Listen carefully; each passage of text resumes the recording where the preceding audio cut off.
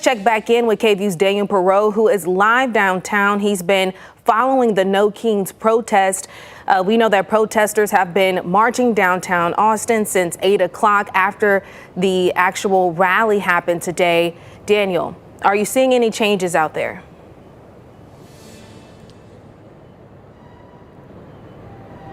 Darnisha, there are still large groups of people in downtown Austin. I'm going to step aside, let my photographer Lauren zoom in. This is at Congress and 8th Street. What is left of the large group of protesters is currently standing on the sidewalk there. There's a large police presence, both Austin Police and the Texas Department of Public Safety, state troopers.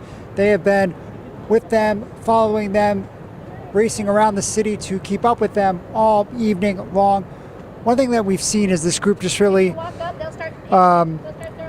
start to shrink throughout the night.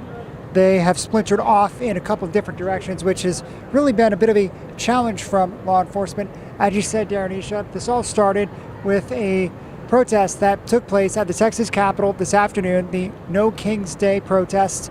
A lot of speeches there from drag queens, there were performances. We had elected officials speak in Lloyd Doggett and Greg Casar, and state lawmakers such as State Senator Sarah Eckhart, all of them speaking and really just voicing their opposition to the Trump administration and some of the decisions that the Trump administration is making. But once that ended, sort of the organizers hadn't planned to have a march, but it just sort of happened naturally once they kicked people off of the Capitol property at 8 p.m. And since then, they've just been making their way through the streets. For the most part, the rally at the Capitol, that was all peaceful, but there has been some tense moments, especially as they move their way through downtown Austin, particularly when they approach the J.J. Pickle Federal Building.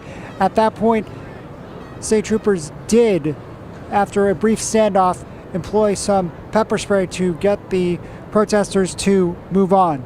So the latest here is they are still large groups of people in downtown Austin, and Austin Police at this hour still encouraging anybody who is driving downtown to be careful with these large group of people in downtown.